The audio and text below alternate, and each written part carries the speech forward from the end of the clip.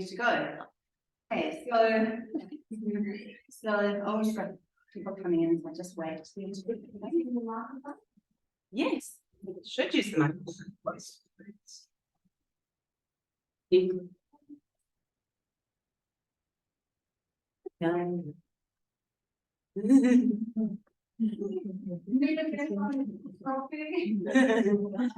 I just wait for everyone to sit down.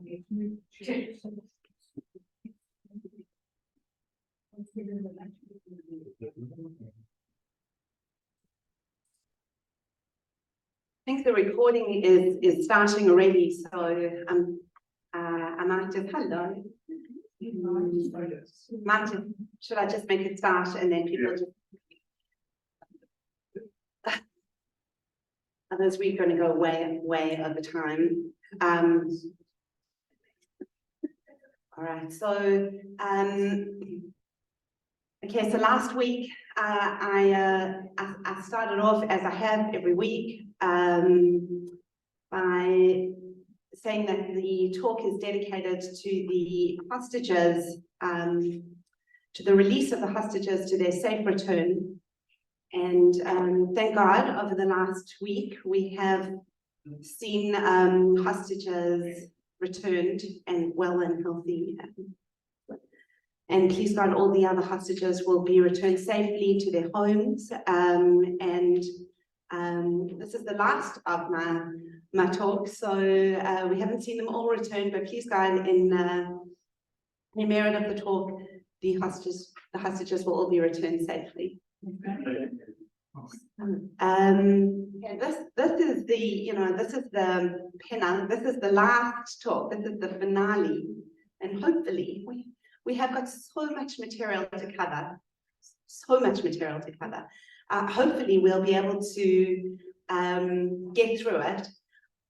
I think the difficulty of doing this talk for me, because I think my husband would testify to the fact that it's been hard to make this talk, just to say the least, because of the huge amount of information that's actually out there on every one of these topics that we're going to discuss tonight. So, ancient history, as I was saying earlier, there's not that much information. You've got to try and find sources of things. And then sort of that middle period, there's a bit out there, but honestly, in this modern period, there's so much out there that you have to sift through all the information very carefully, because everything you read is loaded in one direction or another, and it's very hard to sort out what's actually fact from what's not fact. And so I'm hopefully going to have as many facts as possible. Now, it's possible some people will listen to some things and go, well, no, but it just depends how you read it. Honestly, I'm trying to keep it as factual as possible. But I've even, as I was saying earlier to someone, sometimes I've even looked for census of the population, and I found, depending on the source, different numbers. So here we go. Tonight we are talking from the mandate, so that's from the British mandate until the present time. Yeah, so where we left off last week, the Ottoman Empire had been divided up at the end of World War I, as had the Austro-Hungarian Empire and as had Russia, and Germany been segmented into lots of different states. And the Ottoman Empire had been declining for centuries already. And Britain and France, having been the victors in the war, got the lion's share of the Middle East. So let's have a look. Let's have a look at what Britain got and what France got. So Britain essentially, Britain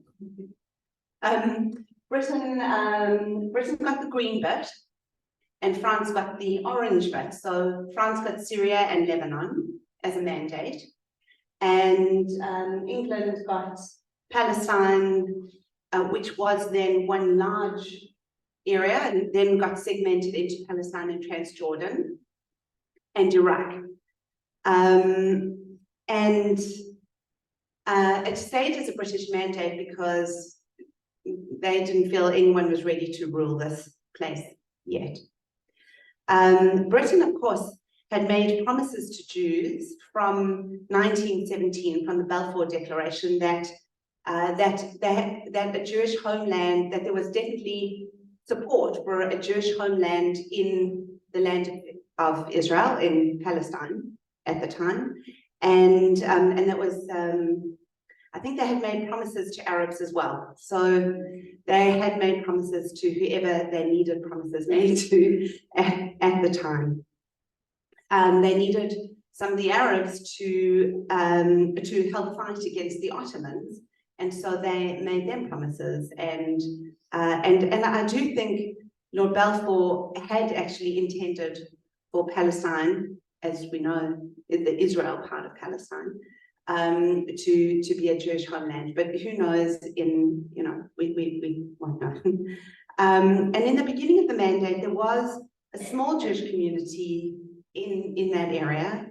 Zionism is as old as Judaism itself, but modern Zionism, which had happened in the late 1800s, had started to bring a lot of Jews from Eastern Europe, especially into the land of Israel, into what was Palestine then, which was part of, it wasn't a country, it was part of the Ottoman Empire. And so in the beginning of the mandate, and I've got these numbers, so of course, these numbers are from one source,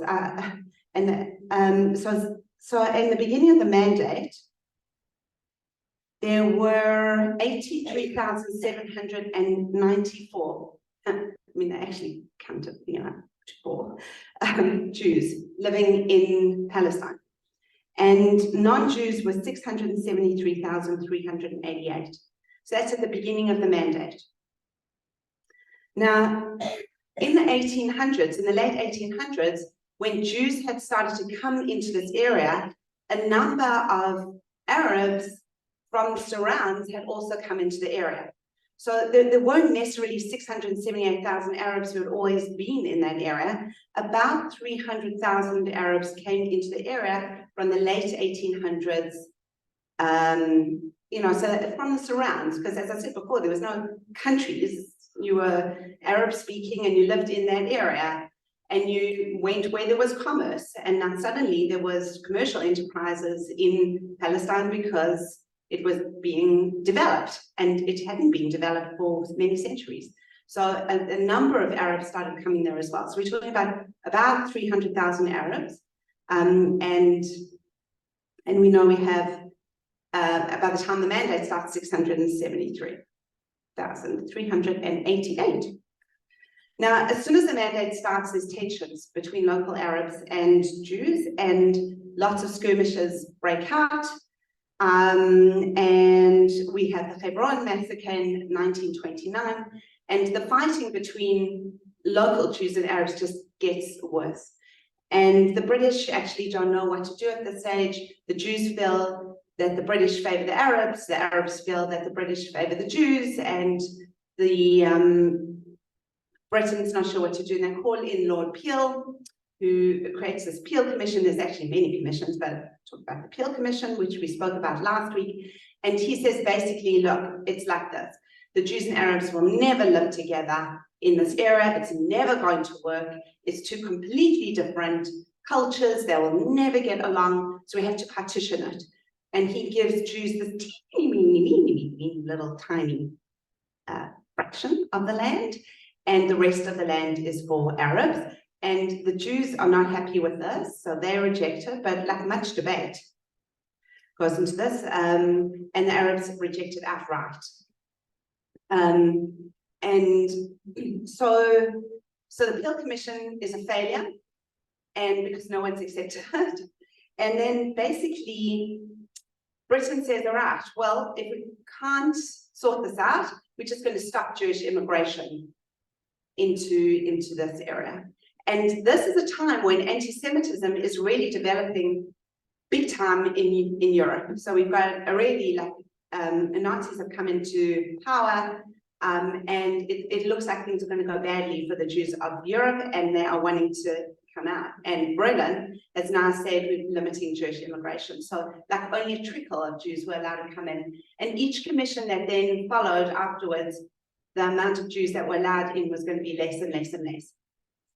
And so now the Jews really living in the land of Israel now had to start a resistance against not only the Arabs, but also resistance against the British. Now we need to talk just a little bit about Arab anti-Semitism at the time of the Second World War. So now the Grand Mufti of Jerusalem, his name was Amin al-Husseini. He was very, very pro-Nazis, okay? And we have photos of him with Hitler having discussions in Berlin. Basically, his plan with Hitler was, look, I'll get rid of all the Jews in Palestine. You help me to do that. And I'll get rid of all the Jews in Palestine. You get rid of all the Jews in Europe. Then we like Judenrein, essentially. And then we'll help all the Arabs, will help get rid of the British, you see. And then we won't have a problem. So they were going to get rid of Jews and British together. And they made these plans, but nothing really happened with them because Britain got wind of what was happening, and I don't think they cared if, at that stage, if the Jews, what happened to the Jews there. I think they'd had enough of the Jews by this stage in Israel, but they obviously it didn't work for them if the Arabs were going to try and oust the British completely with the Nazis. So the British expelled the Grand Mufti, and he lived in Berlin over the course of the Second World War, and then moved back to Lebanon actually, and still landed up being the Grand Mufti of Jerusalem, and then also I think of the whole of Palestine was the Grand Mufti. So this, I mean, you can just imagine the propaganda that he was also spreading amongst other Arabs at the time. And the Arabs living under British mandate or under British rule were not happy with British rule. They wanted autonomy, and they thought that the Nazis would give them autonomy. I mean, who knows what the Nazis would have done after they got rid of all the Jews and the British? I don't know. But this is fact, and we have photographs to prove it. All right, so basically now the Holocaust happens, and now there are a lot of Jews in DP camps, so 6 million murdered in the Holocaust, about 1 million Jews in DP camps after the war. No one ever talks about these Jews in DP camps. The DP camps were around until about 1957. After the Second World War, Europe had about 40 million displaced people. Okay? 40 million displaced people. There are refugees after the Second World War running around the world for easily the next 12 years. Okay? From all different places. People were displaced from many different nations. So not just Jews, but there were about 1 million Jews displaced, and they couldn't necessarily go back. So sometimes Jews went back. They tried to go back to Poland, and there were pogroms in Poland after the war. And sometimes Jews just didn't want to go back. So, you know, sitting in DP camps, and here was this land which was supposed to be developed for Jews, and there were not a lot of countries that were taking people, or it was a slow trickle of people, and you know, there were many Jews that needed to come to Palestine at that stage, and Britain stopped it completely. So we know lots of stories like the Exodus, and you know, with Jews landing up on Cyprus. They're like very, very difficult for Jews to come in. Jews were being smuggled in by the Haganah and Irgun. It was pretty much illegal immigration that was bringing these Jews who had now gone through the Holocaust and sitting in DP camps, and then had to try and get into Israel. But because of all these refugee Jews that were coming in, The Arabs were going crazy because now the population was really expanding. The Jewish population was expanding at a very, very rapid rate. So in 1947, Britain actually couldn't handle it anymore and handed over Palestine to the UN to deal with it. And it actually came at a very fortuitous time, unfortunately, because of the Holocaust. And all these, and all these Jews wandering around Europe looking for a place to go. And having a president like Harry Truman in America at the time, he really did contribute to convincing a lot of people, a lot of countries to vote for this UN partition. Because there were countries that weren't going to, but then he did persuade them.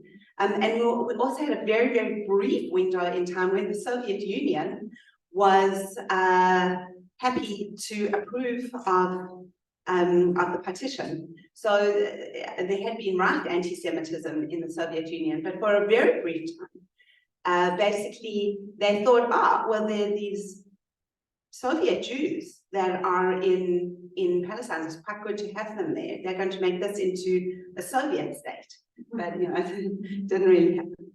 So for a very short time, they approved as well. And so when the vote happened, that was Resolution 181. 33 countries voted yes, and 13 voted no, and so the partition voted to happen. And the Jews were very happy. We can see how it got partitioned, like really bizarre partitioning, and this sort of has led to problems, really. There were 7 areas, 3 for Jews, 3 for Arabs, and 1 international zone.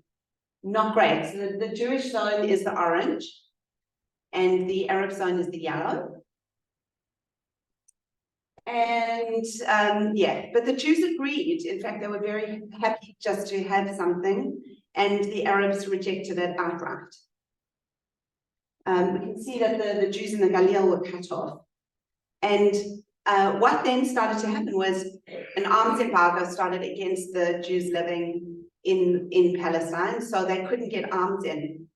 The British arms, generally the consensus, because again, as I said, I've read a lot of information on this and you get some differences in opinion, but the general consensus is that British weapons went to the Arabs.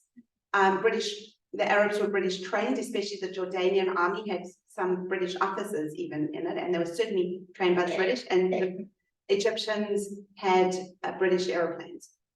And the Jewish Yishuv, which it was at the time, which is the pre-state, Israel, struggled to get weapons.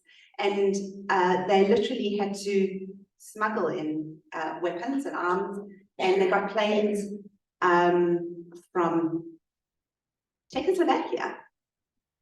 They were flying Messerschmitts from the Second World War. All right. Now we need to know who had been fighting, like who were the Jews that were fighting, because they weren't, your everyday man in the street. So let's look a little bit at that just to get some idea. Again, you could do a talk for an hour and each of these slides. So I'm keeping things very brief because I have to. So basically, these were the groups you can see over here, which were like the fighting force, the Jewish Defense Force. Okay, it was not the IDF, and then no one was united, and sometimes they were fighting against each other, which is never good. But the Haganah essentially was like the main one, was established in 1920 when the Jews realized that they needed to actually defend themselves against the Arabs because the British weren't going to defend them, and it became an underground movement. But over time became much more established, and they did manage to get in some smuggled arms, enlisted a lot of the refugees, and they did cooperate with the British, but then they also did help in people smuggling from Europe and getting various things in there. So it was kind of like underground and above ground, the Haganah, but it was the more moderate of compared to the other fighting forces. The Palmach was the elite fighting force of the Haganah. It started in 1940. And in 1948, by the way, they all got joined together to become the IDF, because when Jews are united, we're strong. And when we are not united, we are weak. And we'll see later, this is a problem for us. But if we are united, we are strong. One of the other groups was the Irgun, where others known as Etzel. This was Vladimir Zev Jabotinsky. We could talk for a long time about him and Menachem Begin. It was much more militant, and Jabotinsky had said, like, Israel will only be won over by force. It's not ever going to be won over by negotiation. So you can try and partition and negotiate, but it's not going to happen. Like, there has to be a war. He was desperate to get Jews out of Germany and Eastern Europe way before the war actually happened, and like pretty much a lot of the things that he said actually came true. But he didn't get on with Ben-Gurion. They like really didn't like each other. He was involved in the King David Hotel bombing in 1946, and he just wanted to get rid of the British. Like, the British needed to get out, according to Jabotinsky. But interestingly, he encouraged his fighters to fight with the British in the Second World War. And then there was a breakaway from Etzel. It was Lehi, otherwise known as the Stern Gang. So that was like the more militant breakaway than the Irgun. Than the Irgun. So that started in 1941 with Abraham Stern, and they were really much more militant. They had very big visions for a Jewish state, and ultimately Abraham Stern was killed by the British, and of course in 1948 they all joined. So sometimes I'm too quick, I think. Okay, but anyway, so war had actually been happening all the time from like the partition. There had been Jews fighting with Arabs and Arabs fighting with Jews, and it was like a civil war that was happening whilst the mandate was there, and Britain was going to get out supposedly in August 1948. The UN partition had said Britain had to leave, but they decided to leave earlier because I think they thought that as soon as they left, other armies were coming, which is essentially what happened. They left in April 1948. Ben-Gurion declared independence on the 14th of May 1948, actually against quite a few other Jewish politicians but he said now is the time it had to happen.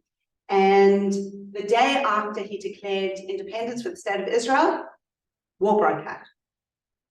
And that's what we know as the 1948 to 1949 War of Independence. Again, we could do like an hour talk on this War of Independence. I'm going to be brief.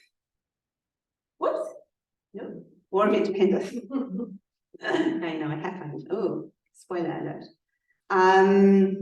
Okay. So exactly what Britain said would happen happened, and the Jews knew this was going to happen. It was no longer just infighting between Arabs and Jews in Palestine and now in the State of Israel. So now I can call this Israel. I've not known what to call it for the last couple of weeks, but it's now Israel. And all right, and the Secretary General, I've taken some quotes here that I thought are actually quite relevant when you read them.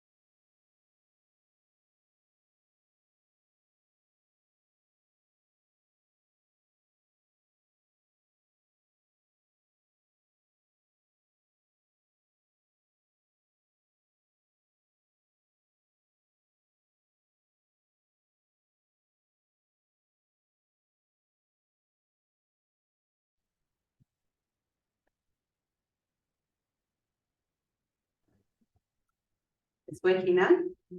All right. Hope people can listen. All right. So we know that also the Arab armies were fully organized, even though they had a lot of fighter power. And we eventually got planes from, as I said, Czechoslovakia, and arms from Czechoslovakia, and smuggled in from underground sources, not from America and not from Britain.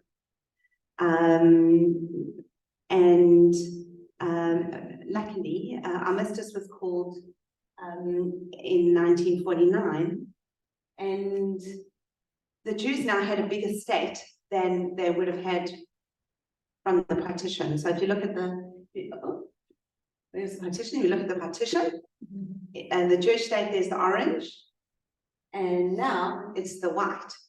So the borders are much increased by 1948 from that initial partition. But we don't have Jerusalem. We have West Jerusalem, but the old city was lost to the Jordanians. I actually had a really unbelievable quote. Really unbelievable quote. Yes, it's from Major Abdullah Al-Tal. And he was head of the Jordanians that captured, or one of the heads of the Jordanians that captured the old city. And this is what he said, and I think we need to know this quote and remember it off by heart, because he says, he recalled how devastating the defeat was for the Jews in his memoirs. Al-Quds, you know, Al-Quds is Jerusalem, was purged of Jews, and for the first time in 1,000 years, no Jews remained there.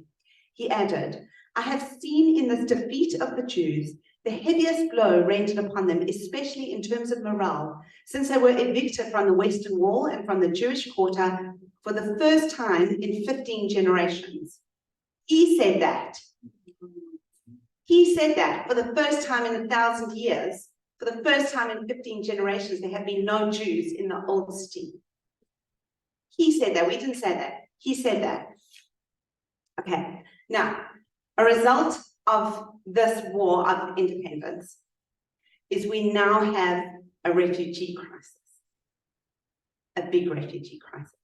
And this is the crux of what is happening today, maybe. Right. If we look at the refugees, basically from before the war even happens, Palestinians are leaving the land for one reason or another. Once the war happens in earnest, they're leaving more. About 600 to 700,000 Palestinians leave Israel by the time the armistice happens. Okay. Why? We could talk about that at length, and it depends who you read. So I'm going to give you a few ideas. Okay. We need to know about Deir Yassin, because everyone is going to tell you about Deir Yassin at some point or bring that up. It's a massacre that took place on April the 9th, 1948. So it actually happens even before the Declaration of Independence. Around 130 fighters from the Zionist paramilitary groups, the Irgun and Lehi, killed a number of Palestinian Arab villages. The numbers I've seen are 107 to 170. So I don't know, depending on the source. And it was including women and children. And that was a village of roughly 600 people. And so Deir Yassin happens even before the Declaration of Independence, and a lot of Arabs panicked after this massacre at Deir Yassin. The massacre was not condoned by the Haganah or by what became then the IDF at that stage. It was the Irgun and Lehi who were definitely the more militant groups. And the massacre was condemned by the Israeli parliament. Whoever the Israeli parliament was at that stage, it wasn't quite a parliament yet, but it was condemned. But a lot of Arabs panicked, and so they left. thinking this could potentially happen. So we do need to know about Area Sin. But there were also other reasons that they left. Firstly, their leaders, many of them said, look, the Jordanians and the Egyptians, and they're all coming. So like leave now before this war happens. And then when they've got rid of all the Jews, then you can come back and then it will be safe to come back. So a lot of people left at that stage because they thought a big war was going to happen and they would come back when it was safe. That could also be another reason for refugees to leave. They were not expelled necessarily. They left in the face of war. Also, some of them didn't want to live under Jewish rule, and they knew that like, now it was a Jewish state, so they actually didn't want to live under Jewish rule. And they fled to Transjordan and Egypt, Syria, and Lebanon.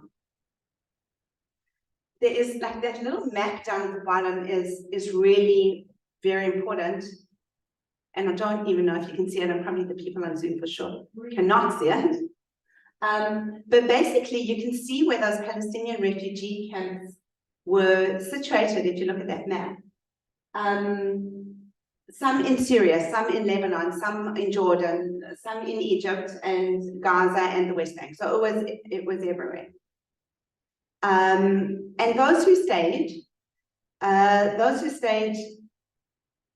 in Israel landed up as Israeli Arabs, so Israeli citizens. The ones that left turned into what we now have as the Palestinian refugee community. So from what was 600,000 to 700,000 people is now like 5 to 7 million people. And we could talk at length about refugees, but we're not going to because we'll run out of time. And by the way, Palestine in their, the Palestinians in their charter have a right of return as well. So anyone who is a descendant of a Palestinian who happened to be, you know, one of the refugees at the time is also considered a Palestinian. So if your grandfather, great-grandfather, great-grandmother, whatever, was one of the refugees, then you are also a Palestinian refugee. Okay. All right. Now the Israelis thought that there would be, because as remember we said, like there were really thousands of refugees at the time, like around the world, especially like all in Europe, there were refugees, and refugees were being resettled in various countries. And I think just given that, like the Israelis probably thought at the time that the Arabs would be resettled in the places that they went to. So they would be resettled in Jordan, be resettled in Egypt, or be resettled somewhere. But they were never resettled in these places. They were kept as a distinct population. And yeah, and also like, could they really afford to pay for the reparations for these refugees? I'm not sure.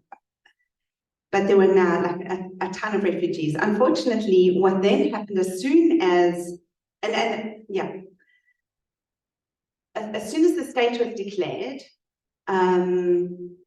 Arab countries around the world started to expel their Jewish populations. So sometimes they weren't actually legally expelled, but there were riots and pogroms that made them leave.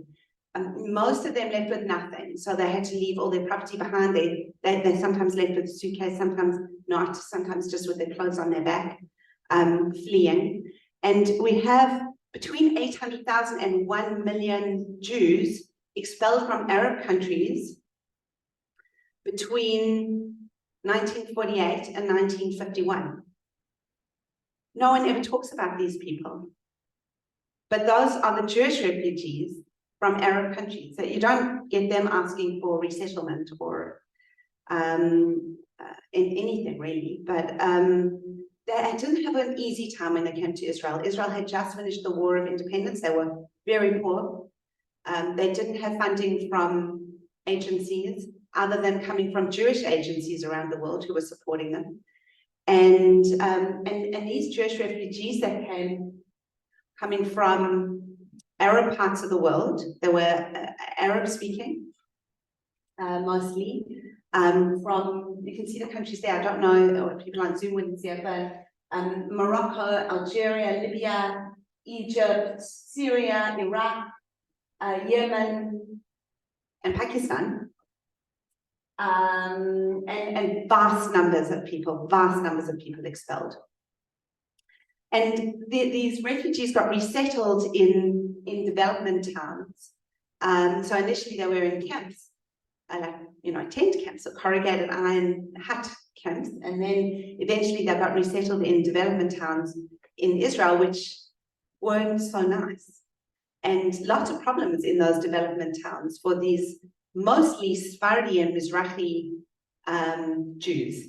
So Israel at the time was mostly an Ashkenazi, what was really an Ashkenazi Jewish country, a few Sephardi people dotted around. But after this, suddenly there's a large amount of Sephardim and Mizrahi population coming into Israel, and some discrimination, and they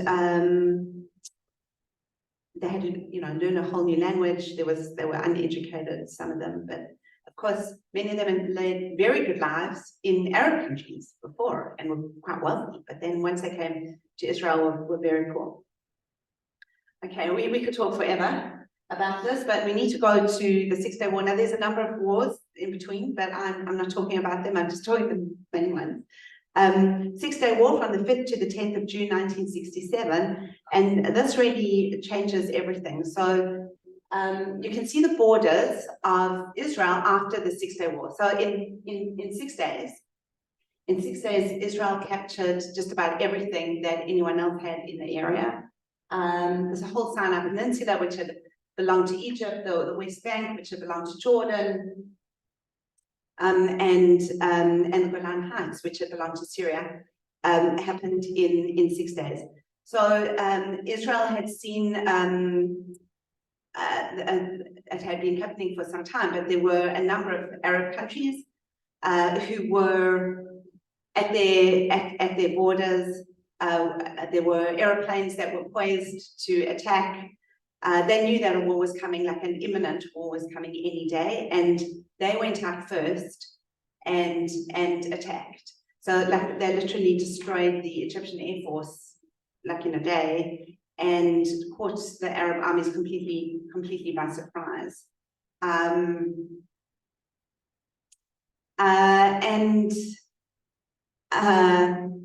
Again, I've got some quotes.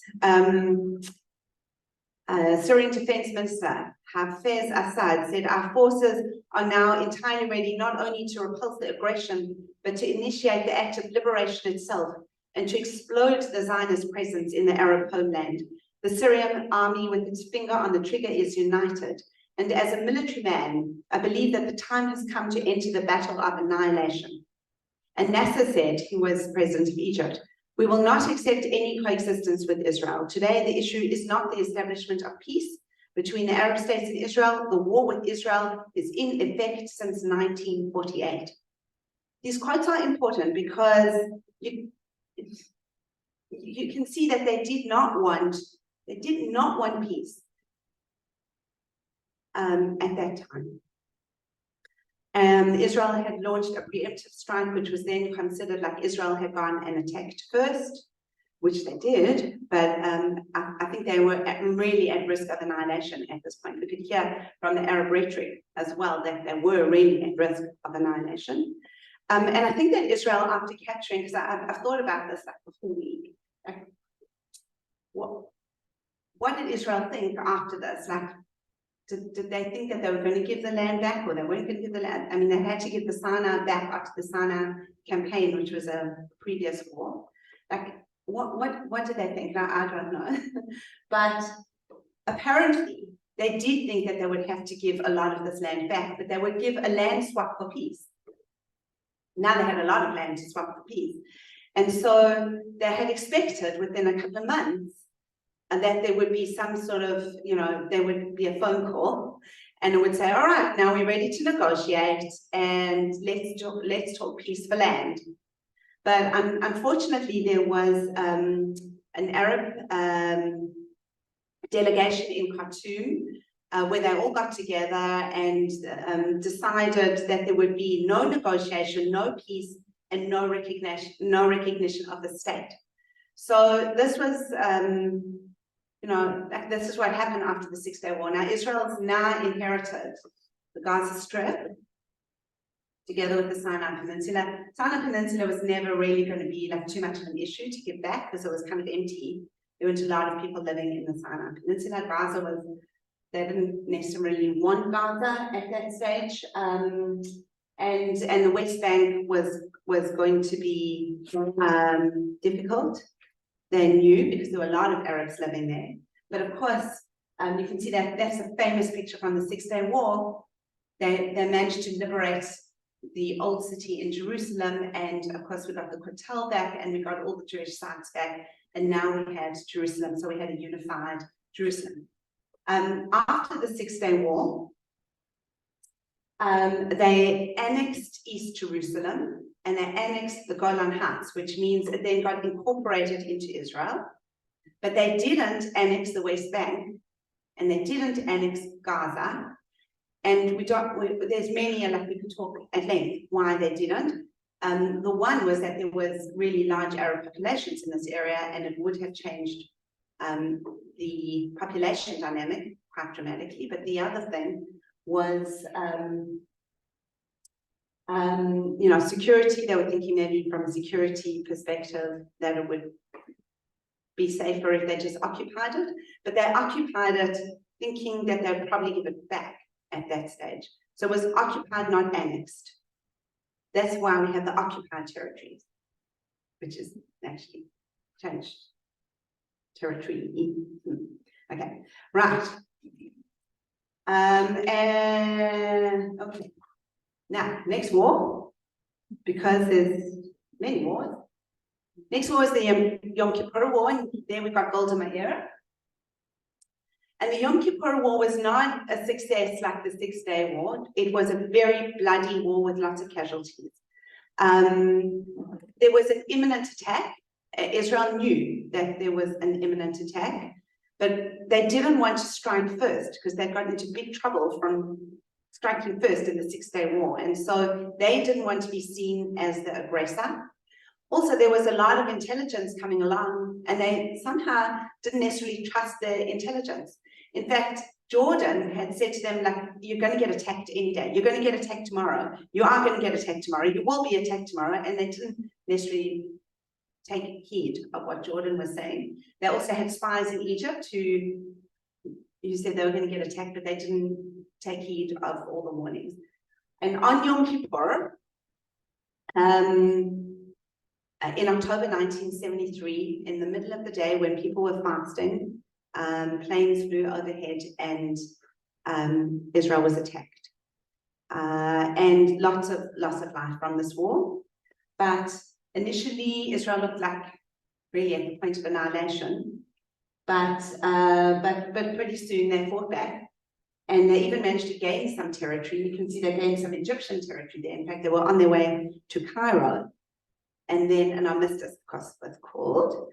And yeah, eventually the result of this was a number of years later, peace negotiations.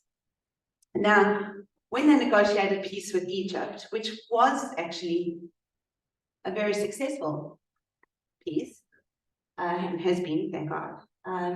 Peace with Egypt, you can see there, Menachem Begin, you remember he was head of Etzel, he was head of the Irgun, so a very, you know, hawkish president, landed up being the one that made peace with Egypt. That's Anwar Sadat, who was the one that had initiated Yom Kippur War, and Jimmy Carter.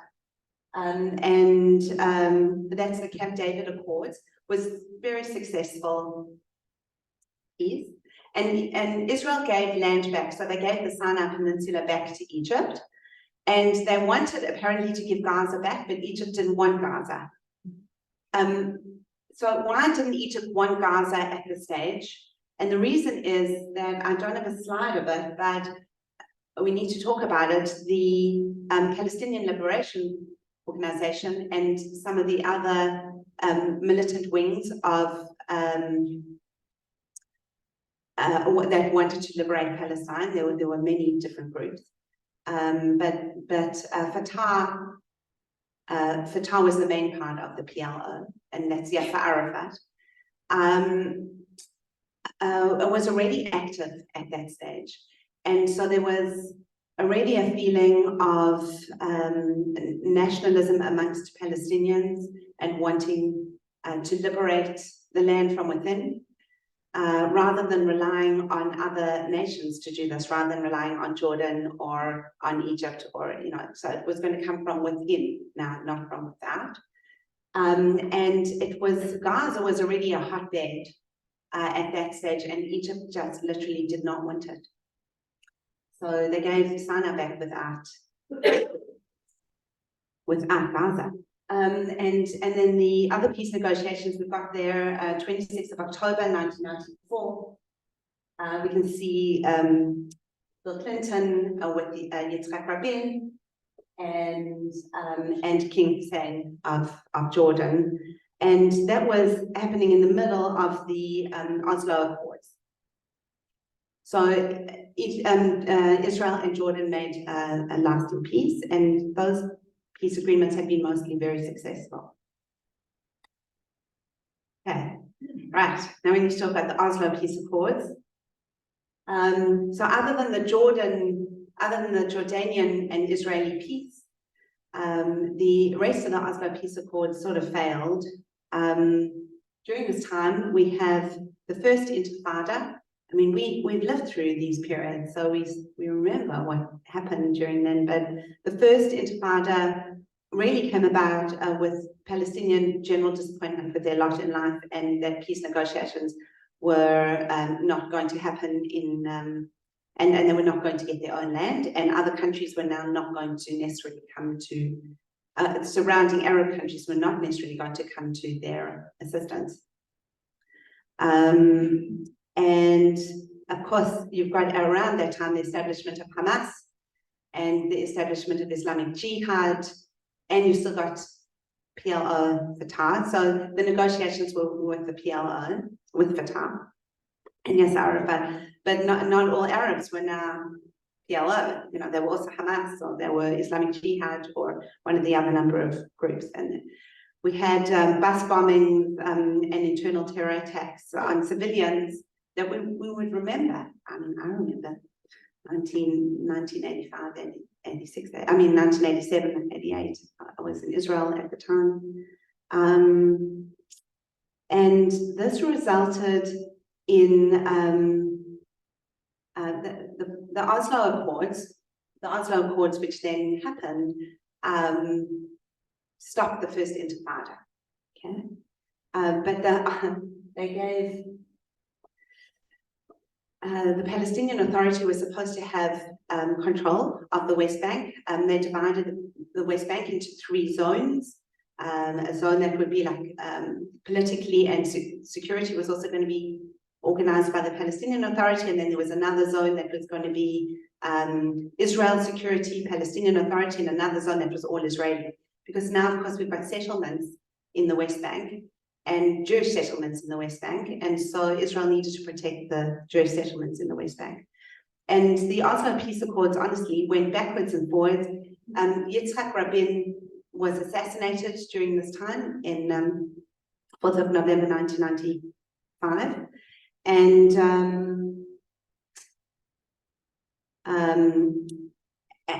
the Oslo Peace Accords eventually failed. I mean, at one stage, Ehud Barak had promised 98% of what was requested, including East Jerusalem, and that was still rejected by the Arabs, so by the PLO, by Yasser Arafat. So, like, a lot was offered to be given back, but it was rejected. And once it failed, the second Intifada broke out, which was much more violent, and landed up in Israel, putting up a security fence and a wall around the West Bank and around Gaza. So effectively cutting off the West Bank and Gaza and making it much more difficult for Palestinians to move in and out, which did actually stop the terror attacks for significantly.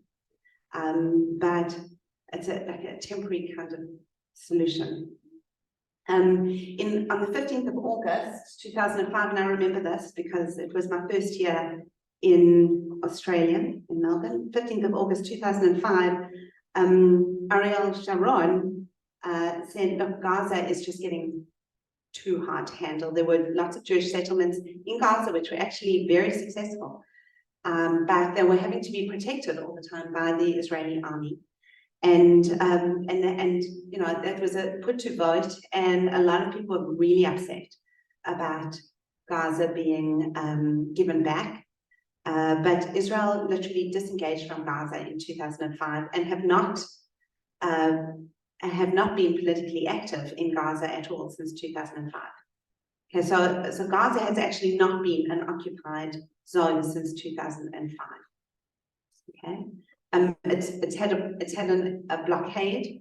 It's been fenced, so it's not been easy living in Gaza.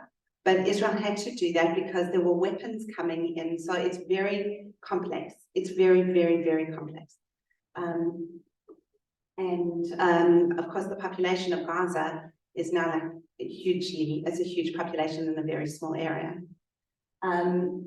I remember this withdrawal. I remember there was like a movie that was made at the time, and the army like came and took settlers out of Gaza, and I remember it was very, very traumatic for the settlers. Like they were like literally dragging them out of their houses, and yeah, very difficult time. But they left Fatah in power, the Palestinian Authority. But by 2007, Hamas had taken over control of Gaza, and was there have been 15 military incursions into Gaza since 2005, and terrorism has really unfortunately taken hold in Gaza, as we know. We have seen the effects of that over the last month. Yep. All right. Next. Okay, the Abraham Accords, we remember these. This happened during COVID. We should remember this quite well. Donald Trump, Benjamin Netanyahu, Bibi, and leaders of the United Arab Emirates and Bahrain and Morocco came together to make a peace accord. These are the Abraham Accords. It's now also supposed to include Saudi Arabia, which was about to happen potentially just before October 7. They've established trade relations, security, peace, and they've recognized Israel's state and its right to exist. And so far, it's been a very good and fortuitous relationship. Right, we remember this. This is this year. So erupted in January this year. We could talk at length, do a whole talk on this.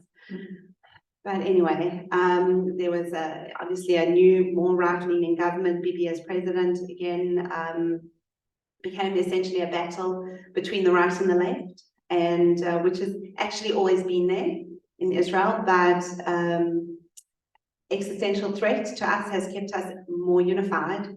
And I guess the perception that there was less existential threat led to perhaps more division in Israeli society, or it came out in the open, because this is seriously out in the open. We have observed this over the last year.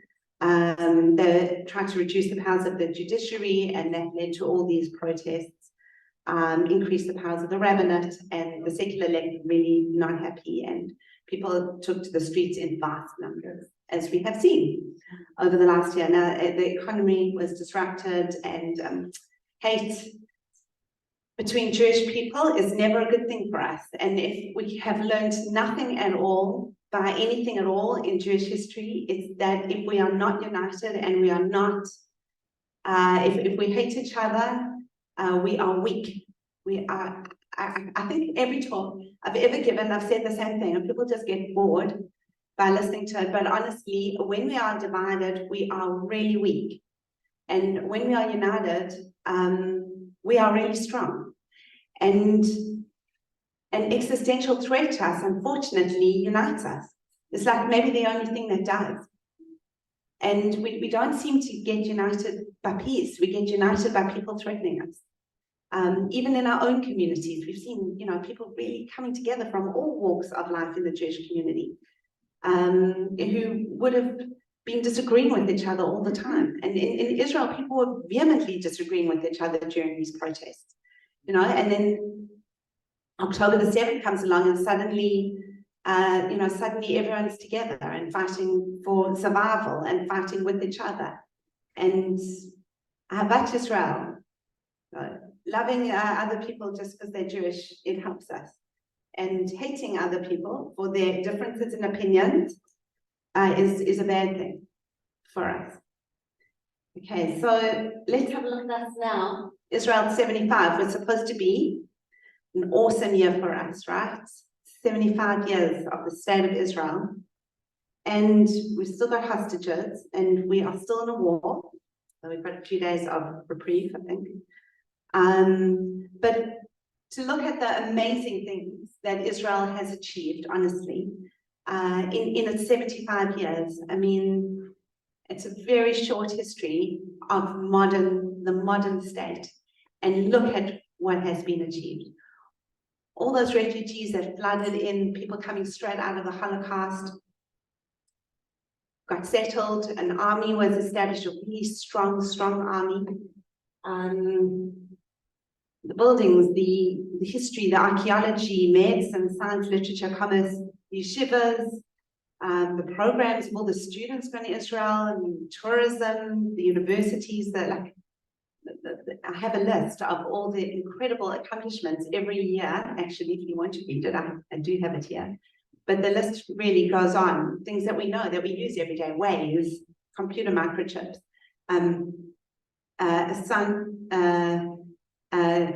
a camera that you can swallow to detect abnormalities in the gastrointestinal tract, weeks, websites, making water from air, you name it, and they're not called a start-up nation for nothing. And so a combination of brains and resilience and appreciation of innovation and lateral thinking and trying to make the world better is what we do, and we can do that well. And with all the bad coverage in the media, you have to remind yourself of the wonder of the state of Israel and its people and its strength. And united we stand. I'm Israel Kai.